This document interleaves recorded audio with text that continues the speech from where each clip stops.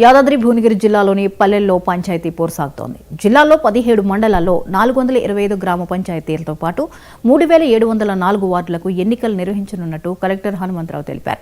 మొదటి విడత తొలి రోజు నామినేషన్లు జోరుగా దాఖలు చేశారు అభ్యర్థులు.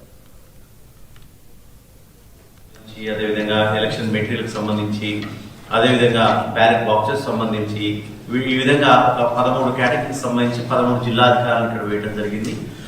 డిపిఓ గారు, అడిషనల్ కలెక్టర్ గారు, లోకల్ బాడీస్ వీరందరూ కూడా దీనికి నేతృత్వం ఇస్తూ ముందుకు వెళ్ళడం జరుగుతుంది. సజావుగా జరగడానికి జిల్లా యంత్రాంగం అన్ని రకాలైనటువంటి చర్యలు తీసుకోవడం జరిగింది.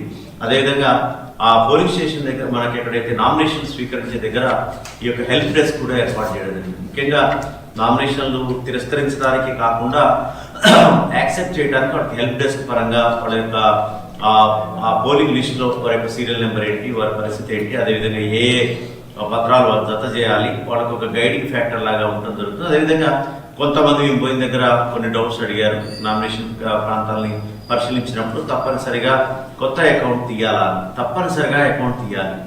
దీనికి సంబంధించి వాళ్ళకి ఎల్డిఎం కూడా, లీడ్ బ్యాంక్ మేనేజర్ కూడా అన్ని బ్రాంచెస్ కి ఇవ్వమని చెప్పాం. ఎవరైతే క్యాండిడేట్స్, కంటెస్టింగ్ క్యాండిడేట్స్ ఎవరైతే ఉన్నారో వాళ్ళందరికీ కూడా ఏమి డిలే లేకుండా కొత్త అకౌంట్స్ తెరవాలని చెప్పడం జరిగింది. ఎందుకంటే అది మ్యాండేట్.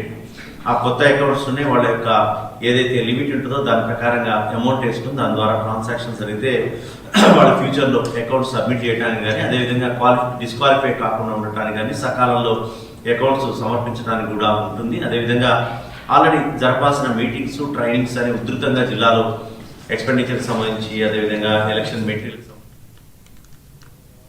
పెద్దపల్లి జిల్లాలో దారుణం జరిగింది.